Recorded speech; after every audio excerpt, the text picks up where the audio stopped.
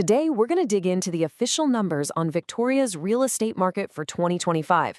In just the next few minutes, we're going to unpack the key trends that really shape the year and, more importantly, what it all means for you if you're thinking about buying or selling. So let's just jump right into the big question that's on pretty much everyone's mind. After a year full of economic twists and turns, did Victoria's housing market actually manage to hold steady, or did it start to, take on a bit of water? Here's how we're going to tackle that. Think of it like an hourglass. We're going to start broad, looking at the whole year. Then we'll narrow right down to the nitty-gritty details of December. And then we'll pull back out to see what the crucial takeaways are for the year ahead. All right, let's dive in. When you pull back and look at all 12 months of 2025, the main story, the one word that keeps coming up, is consistency. So get this, the total number of properties sold in 2025 was 6,918. Now, what's so wild about that is how it compares to 2024, which had 6,893 sales. That's an increase of just 0.36%. In a market worth billions, that's pretty much running in place. It's a huge sign of stability. And hey, you don't have to take my word for it. The new chair of the real estate board, Fergus Kine, he really summed it up perfectly. He pointed out that even with all the noise in the wider economy, our local market just kind of held its course. Sales were steady, prices were balanced. Okay, so that's the steady year-long view. But things start to get really interesting when we zoom in on the final month of the year. The picture changes a little.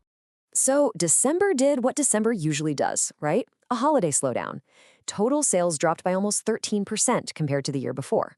But the real story is hiding in the details. Look at single-family homes. They only dipped a tiny bit. Condos, on the other hand, they saw a much steeper drop of over 21%. And this right here, this shows that you can't just lump the whole market together. Not all properties moved in lockstep. And that split, it gets even clearer when we look at prices. It's really a tale of two very different markets. Now, before we get into the price numbers, we've got to talk about how we talk about prices. We're using something called the MLS Home Price Index, or HPI. It's not just a simple average. It tracks the value of a typical home, which gives us a way more stable and accurate picture of what's really going on with home values. And this is where that contrast really hits home. While the value of a typical single-family house actually softened a bit over the year, condo prices, they held their ground. In fact, they even ticked up a little. This probably points to an affordability issue, right? Buyers are getting priced out of houses and are competing for the more affordable condos, which keeps those prices propped up. And here are the hard numbers, specifically for the Victoria core. The benchmark price for a single-family home fell 4.7%, landing just over $1.25 million. At the exact same time, a typical condo's value edged up by 0.7% to around $550,000. And remember, this wasn't happening the same way everywhere. Single-family home values took the biggest hit in the core, but they actually saw some gains out in the West Shore. Meanwhile, condos were way more stable no matter where you looked. It just shows you how hyper-local this market has become. Okay, let's flip the coin and talk about the other side of the equation, supply. The board chair actually called inventory one of the most significant stories of the year, and for a really good reason.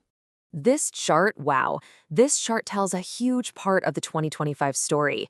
Those gray bars show a flood of new listings coming onto the market.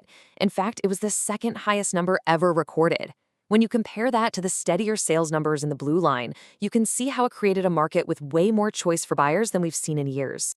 And just to put a number on it, by the end of December, there were over 2,500 active listings up for sale. That's an 11.1% jump from the end of 2024.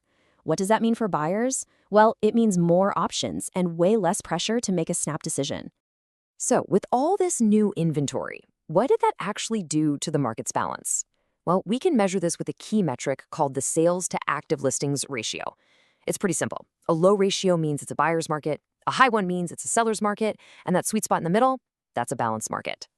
And take a look at this. You can see the shift clear as day.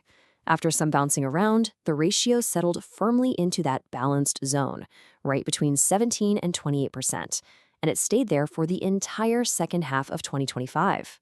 This is the data right here that explains why overall prices held so steady.